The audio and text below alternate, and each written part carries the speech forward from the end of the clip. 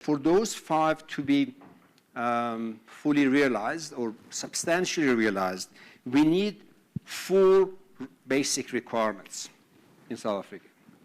One of them, we are a mixed economy, and unless within a mixed economy you have confidence within the society, confidence in the private sector, confidence in the public sector, the unlocking of whatever potentials you have, Big Five, Big 10, becomes a non-starter. Student of economics, they would always tell you that you're dealing with people and the animal spirit at the end wins. Whatever terminology you want to use, the bottom line of it is, unless the citizens have confidence in the ability of both private and public sector, you cannot unlock any capacity, big or small. South Africa, over the past 10 years, we have lost as a nation a great deal of confidence in both our private sector and in public sector. We have seen private corporations engaging in unethical behavior in all sectors, from bread to pharmaceuticals, to construction companies, to steel pricing, and I can go on and on. That, whether you want it or not, is not helpful in building confidence in the ability of our corporates. And then, of course, we hear enough about government that loses the confidence of the nation in the ability of those who are leading municipalities and so on. So requirement number one, whatever capacity you want to unlock, for the sake of the nation, build the confidence within the society. The second one, we have in the process undermined the institutional capabilities of the nation. We don't have time to go through it. Look at the way, and some of the key institutions for success is, or are, local governments. Very important. You mentioned the 6 metros. If we go below the 6 metros, the next 40 local government or municipalities, they are absolutely critical.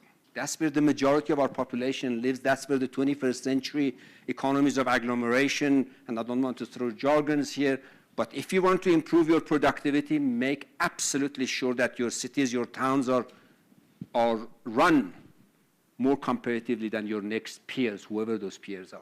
And I don't believe Argentina, Brazil, and Turkey should be our peers. The Lula moment, those who were supporting Lula moments, where are they? It becomes a nightmare moments for Brazilians because they didn't deal with some of the institutional. So state-owned enterprises are absolutely critical. This engagement in debate of privatization vis-a-vis nationalization and all that nonsense is really a deterrent. It's not a genuine, realistic, pragmatic way of running 21st century. So the second one is institutional capabilities. Unless you build it, like the legs of a table or the foundation of a building, you're building edifice on the sand. The third area is a more philosophical one, but absolutely critical. What is our approach to growth and development? Over the past 10 years or 8 years, I would suggest that a particular ideology has taken root, and that is, I refer to it as a statist approach to growth and development. What does it mean? It means that if you look at the policies that are pronounced by any ministry, it's all about what the state should do. Look at the 9-point plan of President Zuma's State of the Nation this year.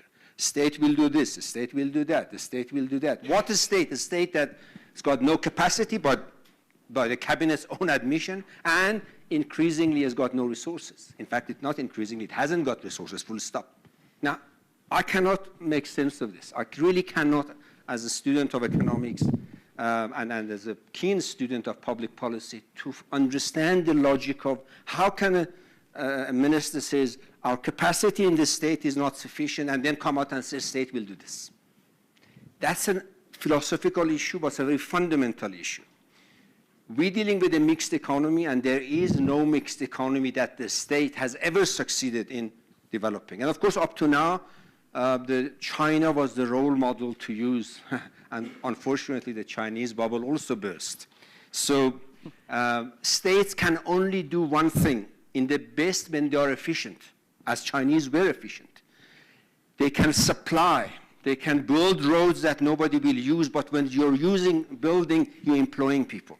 You can build buildings and houses that nobody will ever buy or need, but when you're building them, you're activating economic activity on the supply side. But that's it. That's the extent of not only China, Britain does the same thing, Germany once upon a time did the same thing, and so on and so forth. They are fantastic in oversupplying. They are terrible in optimizing.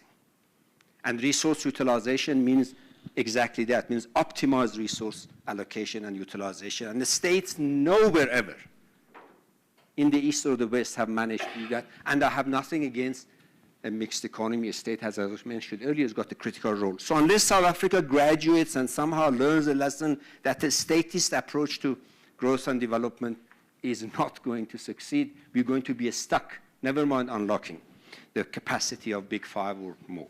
The last point, and I think that one of this very second last slide that you mentioned, Christine, refers to it, but I believe it's not forceful enough. We underestimate the disruptive power of technology in South Africa. And it is really just that. It's disrupting mining, it's disrupting manufacturing, it's disrupting agriculture, it's disrupting government, it's disrupting local governments, it disrupts everything that we know it up to now.